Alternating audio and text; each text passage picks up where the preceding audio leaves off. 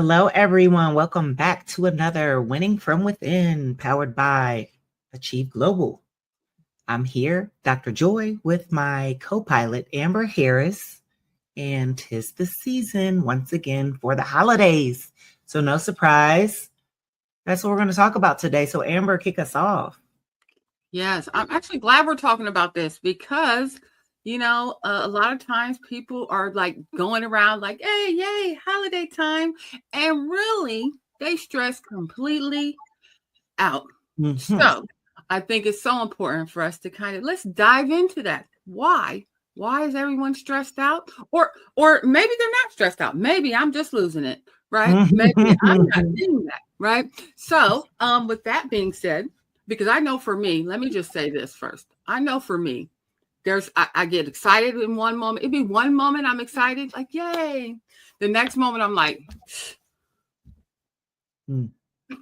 right? So I know some other people feel the same way. So what would you rate that, Amber, on a scale of 1 to 10? 10, you're overwhelmed and drained. Or sorry, 1, you're overwhelmed and drained. 10, you're peaceful and joyful, living your best life. Where does it usually hit for you? I know it depends on when. I would say I'm probably a 5, right in the middle. Mm-hmm. Right in the middle. Are there some days that it's 10, or is it usually just hanging out at a 5? Yeah, there's days that there's 10. Yeah, there's days that there's 10, and there's days that's 1.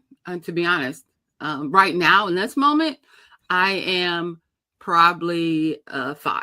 Yeah, still a 5. I'm in this moment. Yeah. Will it be a 10 when it gets closer to December 25th? No. It'll be a 10 when it gets closer to December 27th because I feel like that's a holiday. Oh, okay. So will it be a 3? I don't think so. No. Will it get worse?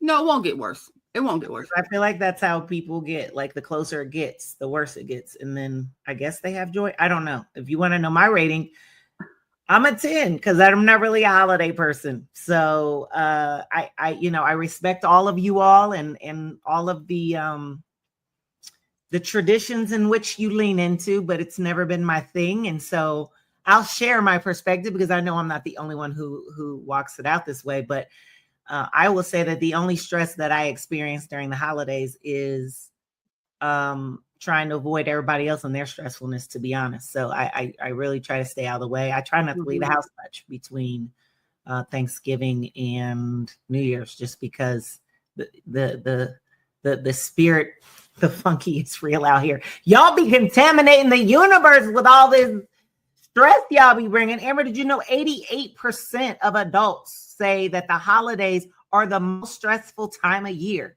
And 1 in 3 adults say their mental health worsens between November and January. We know December is also, I don't know if this is still the case. I assume so, that December is the month in which the most suicides occur. So you're way more into this than I am. So help me understand. And I'm going to share my observations in a non-judgmental way of my thoughts. But since this is a thing you get into, talk to me, give me some stats. What's going on? How come y'all are out here on team stressed out? I think some of it's the most wonderful time of the year, by the way. No, it's the most stressful time. Anyway, go ahead. Right. It is a very stressful time, and it can be a wonderful time. This is why we're talking about it. All right. So give me the practical reasons. I know obviously a lot goes on during the holidays. So give me some stats.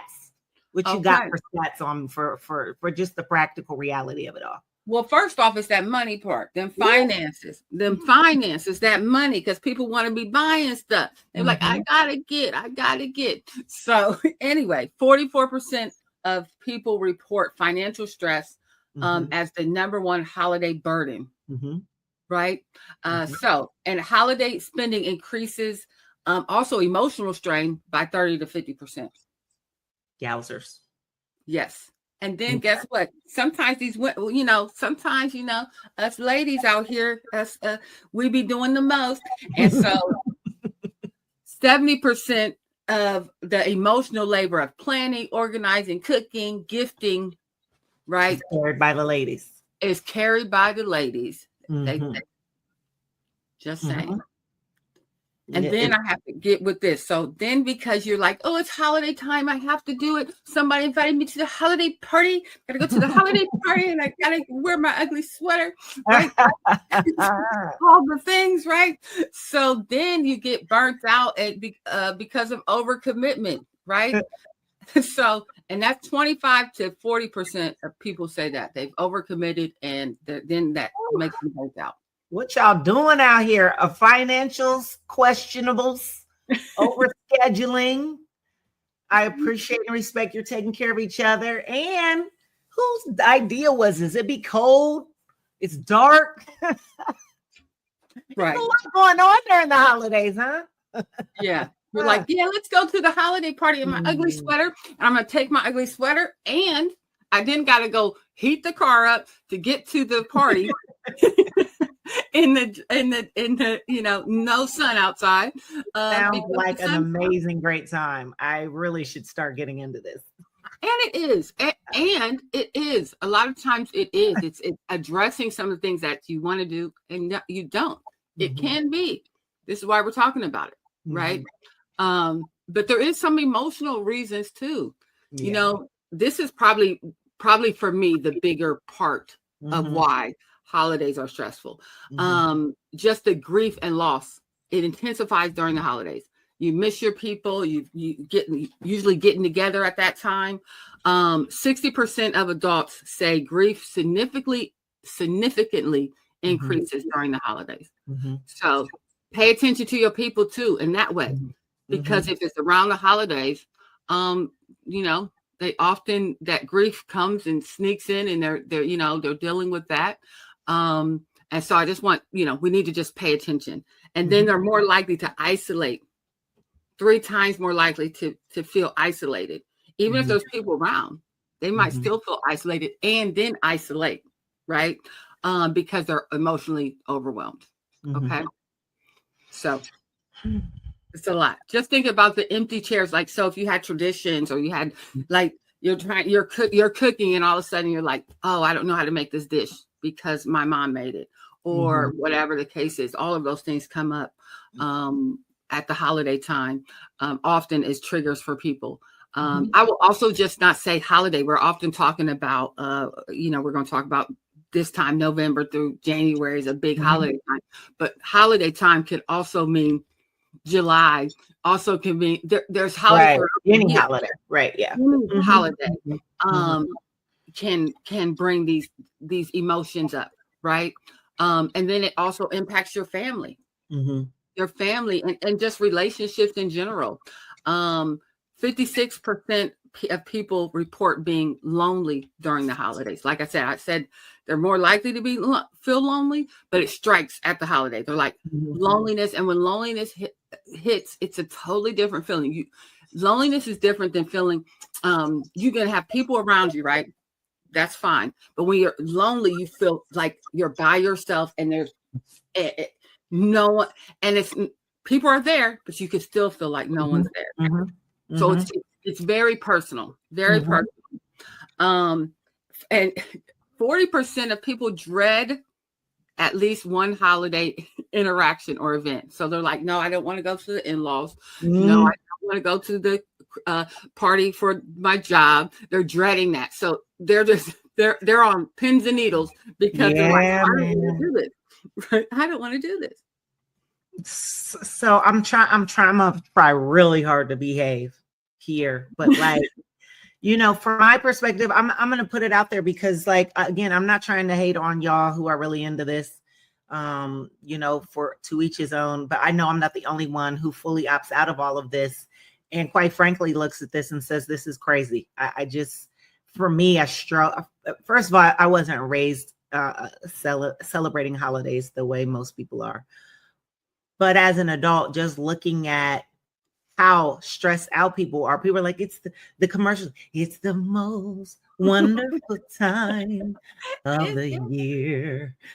88% of you are stressed. What? Like, it just is like, what is happening? Like, I my biggest wish for people on the holidays is that folks will start making this their own. I just feel like so much of this, And it makes me sad to see so many people at the time of the year that every year they say they look forward to.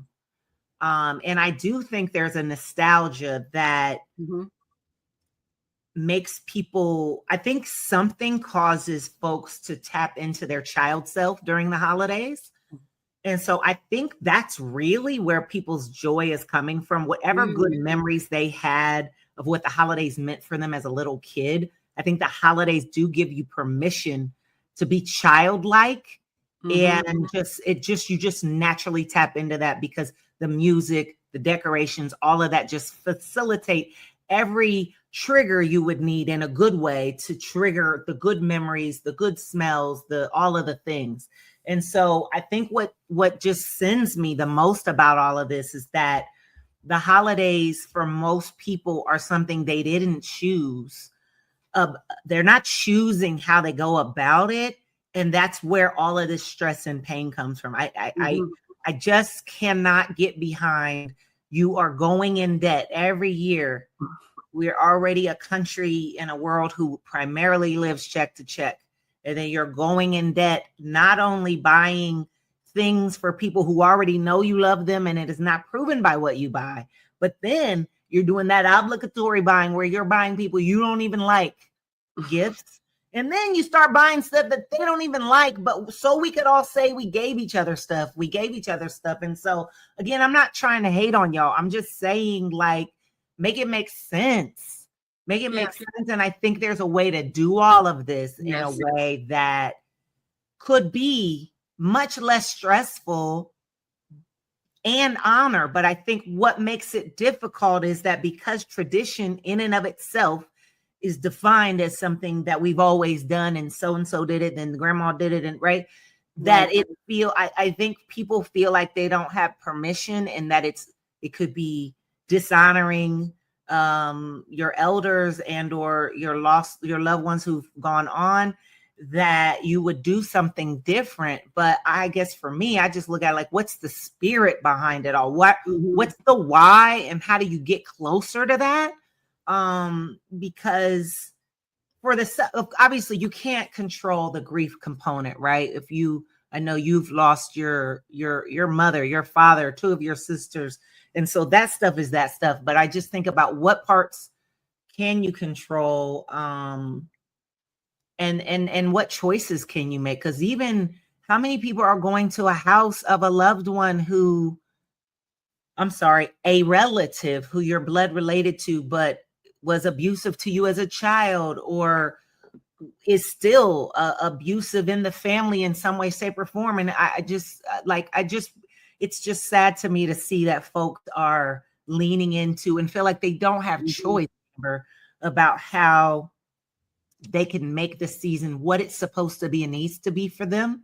And so what are your thoughts on that? I know, again, this is your thing. You're into it much more than I am. And again, I'm not hating on y'all, so don't come for me. I'm just saying I want to see everybody happy and healthy. And if it is the most wonderful time of the year, then let's make it so. So what are your thoughts on this, Amber? I think ultimately, I feel like we have to think about why, like you were saying, why are we doing it? Who told you that? That's our questions we ask. Who told you that? Does it have to be that way? I haven't put up any decorations since my grandson moved away, because I would put it up for like, it's pretty cute. Like when he comes over gifts, it's, brings in what do I need to do it for now? It's just me. I don't really care about me. I can go look at them at somebody else's house or outside. Somebody gonna put something up. It seems it was more of a burden for me at home because then I got to do all this stuff to put it up. It wasn't exciting for me. So I stopped that piece of it. Right. So I think one of the things we have to, as we're assessing, is how do I feel when I'm doing it? Is it not, are you excited about it? Or are you like, this is not it? I do not. Why am I doing this? You're asking yourself that. Why am I cooking this thing that I don't want to cook? Or what? Right. But if you're getting joy out of it, keep doing it. If you absolutely, I'm here for all the things you guys are happy about. Keep doing it. Because there is parts of that. I love gift giving. And I don't give, I think about it. It's like, it has to make sense. I create. I love creating, right? So when I give gifts, it's like, it's personal. It's not just oh, here's a gift for you, right? So I love doing that part of things, right? I love just, making things, all of those things around the holiday time gives me excuse to be creative, because sometimes I don't have that time to be as creative as I want to be. I'm not cooking anything. I ain't cooking. There's people I got chefs in my family. That's what they love. Have them do what they love. I don't need to do that, right? Let them do that. I'll bring other stuff, right? So I think it's really one of the things as we are evaluating is just really that, like, how do I feel and why do I need to do this? How do you feel and why? Those are the two things as you're thinking of the holidays. Why and how do I feel? Keep asking yourself that, because if it don't feel right, who told you had to do it? So Amber, what about the people though? Because I can hear them now. Like, well, I mean, I hear you, but like, this is what we do. Like, what if I can't? I don't feel like I could even give myself permission to reconsider. And this is what I do. I just hold it together. It always works out, Amber. In the end, it's fine. We have some good times each year. So I don't know why I should push myself to be doing anything different, or I feel like I can't. Oh, so yeah, you can't, and then your body says you should have, because now you're in the hospital, because now you're stressed out, and now you're I'm just saying. See, I was being nice, y'all. Amber's coming for you. I didn't say it. I mean, I'm just saying, like, we have to take care of ourselves first, or you ain't gonna be at the next holiday. Let's just be 100. You're not gonna be at the next holiday, because we're so much pressure to do all of these things. For what? For what? Right? Ultimately, isn't your presence the best present? Right? Because I have the other end. I know the other end, and I know people on this call where I wouldn't care about anything. I don't care about food. I don't care about a tree. I don't care about a present. What I would love to see, the people that's no longer here. With me. Yeah. That's the most important thing. That's the why. Yeah. And I think that's great context.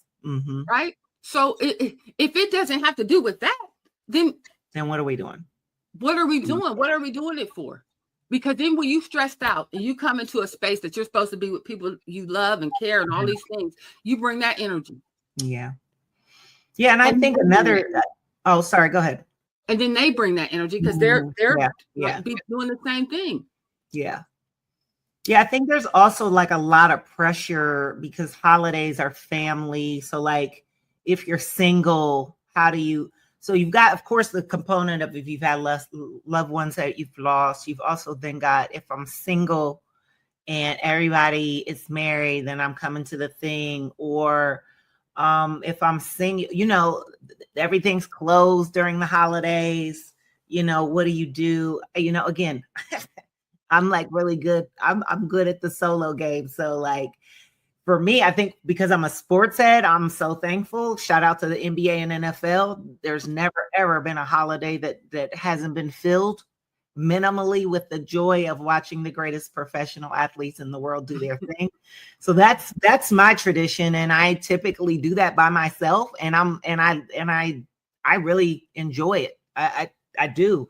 I also use this time of year to just either reset and be still or get a lot of work done because no one else is. So I don't want to talk anyone else to doing what I do, but I do hope that folks find permission to not get caught up. Again, if you're single and then now you're worried about whether or not you should take someone to the dinner because you don't want to hear your grandmother's talk about how you should be married by now or you should have kids by now.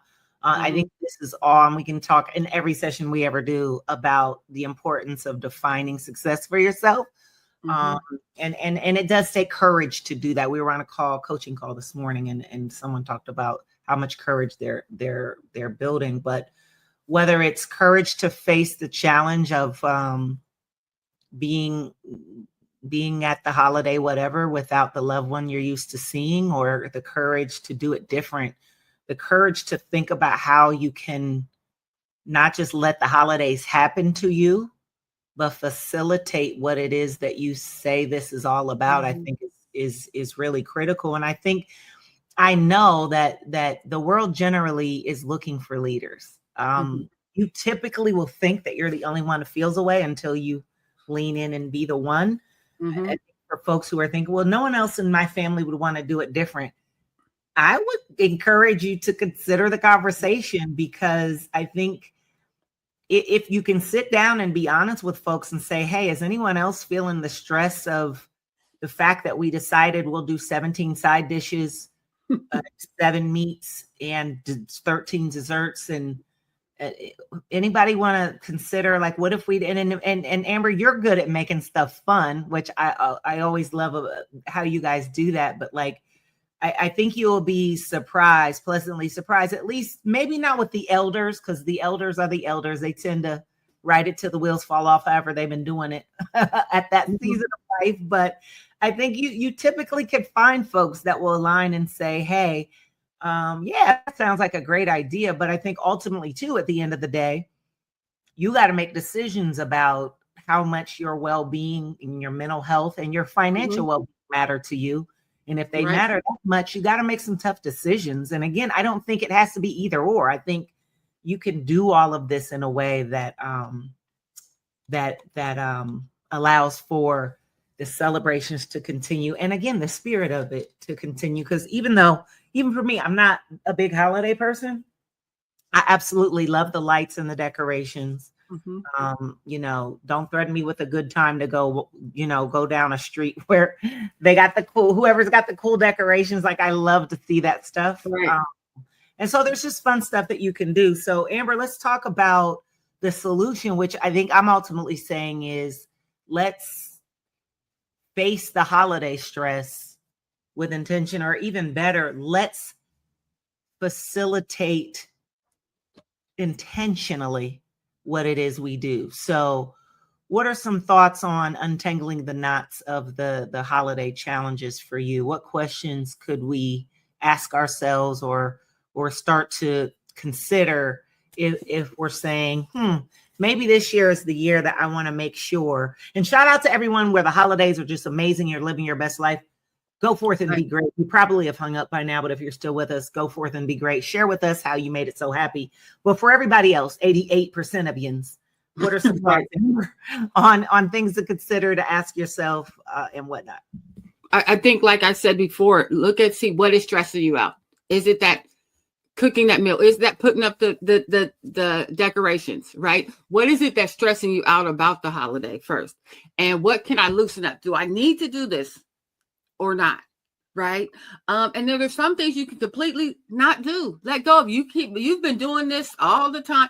And then you could have been done, let this go. You don't even have to do it. Right. You're like, I've been doing this whole time. Like I really take pride in wrapping up gifts. And then you're like, but let me go get these bags and stop playing. Gift bag for men. Right. I love wrapping gifts. So I would always wrap a gift if I'm going to give one. But if I ran out of time, I'd do the bag all day long. But I actually enjoy wrapping gifts. I don't do them because I have to. It was actually something I did with my Nana. And she was the coldest in the game at wrapping. This was before they had the lines on the paper. And my girl's stuff was straight. So like, I got trained by the best.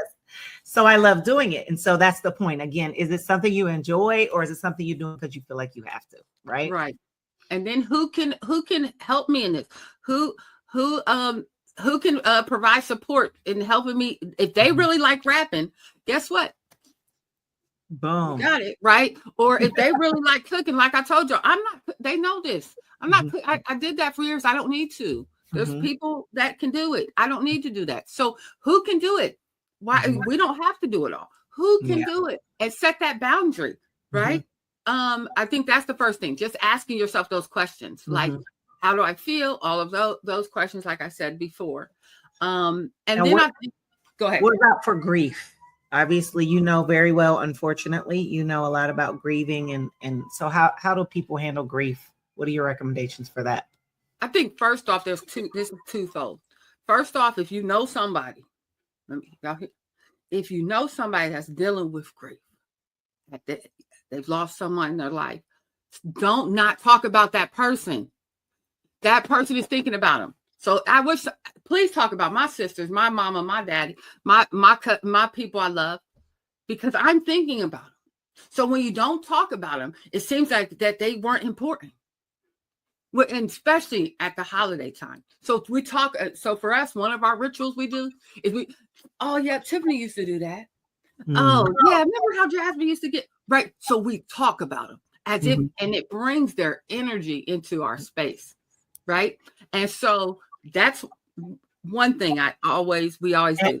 And I do want to jump in just to say though that for your family that works, I would probably tweak that a bit to say ask, right? Because depending on who and where you are in the journey, that may be too much at the time. So I think asking, but ideally getting to the point where you can talk about them and keep their memories alive in an active way is critical. But if you're not ready for that, then don't do it. Or if the person that you know is heavily dealing with grief, if you're not sure, I would at least lean on asking them, because to confirm that, you know what, no, I'd love to hear about it. Or it could be, I'm not ready yet. And then we honor that. But if it's possible, it is certainly healthy, right? And you've seen that in your own world, in your family, and professional, right? Yeah. And where it's helpful. And if for those of you who are feeling like I could never do it, we would encourage you to consider just giving it a little try. Not to the point where you push yourself off the ledge, but you'd be surprised where it starts off hard and then becomes easier, and then not just becomes easier, becomes a gift. And I think that's what it's been for you. Yes, I think also releasing that pressure that I should be fine. I shouldn't be grieving. I shouldn't be missing them. It's okay to miss them and grieve, and and be angry that they're gone. You go through the whole grieving cycle if you want to. It's you can't stop it. It's natural, right? But I think rituals are a big part in the cycle of working through that grief. And so, like you said, even if I definitely would ask, how are you? Because a lot of times people aren't going to say anything and they suffer in silence. They suffer. We just talked about a few minutes ago that the suicide rate is higher in December. So don't be afraid to ask.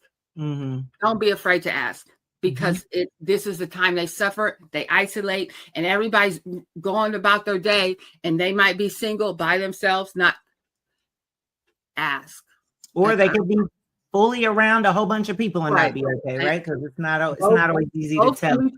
Right, both can definitely be true. Give some examples, because Amber, I think you do. From what you share with me, I feel like you do a great job of coming up with cool and fun rituals. Give us some examples for folks who maybe want to explore that, of ideas for rituals that they can create that honors loved ones and keeps their memories alive and keeps them part of the activities that happen, again, not just in November and December, but in other times of the year. Yeah. So a lot of times we might light candles. I read a book. I mean, I've read this book since when my baby sister passed, and this has been 20 years plus. And it's called Tear Soup. And so a part of our thing is we get a big pot and we read the book, and then we put memories in, and then we bring them out and talk about it. And then we laugh, and we might cry. Tear, as in tear, crying. Tear Soup. Okay. It's one of the best little books that I've used professionally and personally. So that's one of the things that we do. We also we cook one of the dishes my mom always made. Somebody in the family cooks it. I told you it don't be me. Somebody cooks it. We don't cook all of her dishes though. So a lot of times people are like, oh, we've picked one as where we are in this family, and to keep that going. And so that's big for us. So there's anything that's going to help you, sometimes it might be honor them, because like I said, we're thinking about them. I know some people might go to some holidays we go to the gravesite. It just depends. It depends for us. But one of the things, like I said, we always do is talk about them. Always. We have pictures up. We play games, all of those things that we might have done with that person. right? Which is fun. So, there's definitely so many more things you can do. And couple of good ideas. So what about, I think one of the things that, and I mentioned this earlier is we got to have some boundaries. And again, you would have to have the courage first. And I'm not saying that in an offensive way. It does take courage to say no or lean back or whatever. And so, especially if it's new to you, you probably need a script, quite frankly, to consider how you check down on some things. First and foremost, we talk about other people bringing too much on our plate, but a lot of times if we look, it's us who volunteered and did most. So first ask yourself, are you signing up for more than you should? Are you coming up with great ideas that maybe they're great, but you really don't have space or capacity for them? So first just check and see if you're activating yourself too much. And then outside of that, consider scripts such as, I really don't have capacity for that this year. I appreciate you asking. I would love to do it, but it's not something I'm going to be able to do. Or, you know what? This season's heavy for me. I'm going to need a lighter. I need a lighter version of this. Yeah. Is there a different way? What do you guys think about doing this or that? I think if you, in this case, you've got to provide an idea at least to get folks started. Because if you're disrupting tradition and you just want them to think of it, I mean, maybe you have creative folks. If you know folks in your family who are creative, then maybe that works. But at least considering what would work for you so that folks are having an idea about a direction that you can go in as a family. But again, preparing for the way in which you say no, or the way in which you share before they ask, hey, listen, that would be even better. This year, I'm not going to be able to do the thing, or I'm not going to be able to do much of anything. I want to let you guys know in advance. I would appreciate you all getting together and figuring out who else could to take these things on. And better to do that sooner than later than wait till last minute and then either have to do it yourself or then put the stress on someone else, which isn't exactly ideal when you opt out last minute and they were expecting you were going to do it because you did it every year since we can remember, right?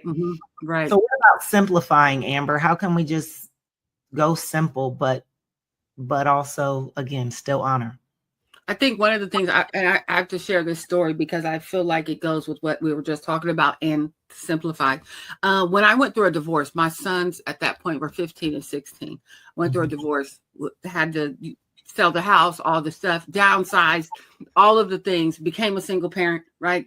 All at once. And I'm like, I don't have the finances to do Christmas at all. There's no, we can't do it. And so I sat down with my boys and I said, your mom loves you and this, but I don't have, I'm not buying presents for Christmas. And so what we did on Christmas was they literally, and they're big, mine 15 and 16, and my boys aren't small. They climbed in the bed and they're in the bed with me and we wrote letters to each other about what we would give them. And I remember so about what we would give if money, if money weren't okay. Anything wasn't an obstacle. It could be anything. Come on. What would we get that person? And I can remember to this day, each of my sons said something different. So one of my sons said, I would make another one of you. So you wouldn't have to work so hard. Oh, wow. We're not going to cry today. And my other son says, I would give you a man that would never leave you and always support you. Wow. Right? We are not crying today, y'all. And they did it for each other too. And they did. So that was like so meaningful. It was the most, no gifts. And we just sat and laid in the bed. We watched TV. We just spent quality time together. And what a gift that was. That gift was bigger than anything else. Wow. And so it's interesting that you said, letting them know they knew, right? And they both said to me, Mom, you always take care of us. Beautiful. And like they're like, and you take care of us. We don't want for it, right? So remember, sometimes we put that pressure on ourselves that sometimes unnecessarily.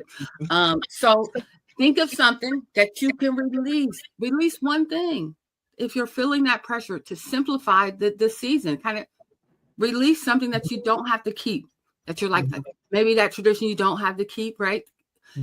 Think of one tradition that's very important to you. You're like, oh, I really want to keep this one tradition, right? And then one thing you want to just modify. You're like, maybe we'll just do it a little bit less, right? I know one modification we do is we're like, what day we doing the holiday? We don't be doing it on the day. We be like, it's too hard to get everybody together. We're like, okay, we doing it on December 12th at 1.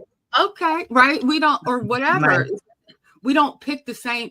It doesn't have to be that day. It can be whatever day we choose. That would be huge. That would be huge, considering you're trying to be 50 million places on one day. Right. Stressing people out. Right. Great idea. Great idea. I love it. I love it. And as I was mentioning earlier, I think too, along those lines, even modifying, asking for specific help, even if it's not completely opting out. We did a session last month on asking for help and how hard it is. This is certainly the time of year. It's always a good time to ask for help, but being clear is something that we mentioned in that session. So being clear about the ask. So whether it's, can you pick up mom this time? Or can you wrap these 2 gifts for me? Or do you mind bringing the dessert or whatever? Instead of just saying, ask for help, like what exactly can folks do? And then give them small pieces so that maybe you don't want to give your whole thing away, or maybe you carried so much stuff that it was just too much. And I think that can be part of new traditions, because some of the tradition is that the one person always does the thing, and then that becomes part of the tradition. And so maybe you modify that now every year someone takes it, or you alternate years so that one person is heavy each year. So I think those are good to consider. And I think that also helps with balancing the emotional challenges. And so I know you have thoughts on kind of like, how do we manage the emotion part, at which you do really well. What are thoughts on how we just check in on that emotional stuff, especially for those who are grieving or dealing with a recent breakup or what have you? I think that's the first thing right there. Check in with yourself, because we'll be feeling an emotion and we're just keep moving. And you know, when we're feeling something, we're highly stressed or we hold our breath.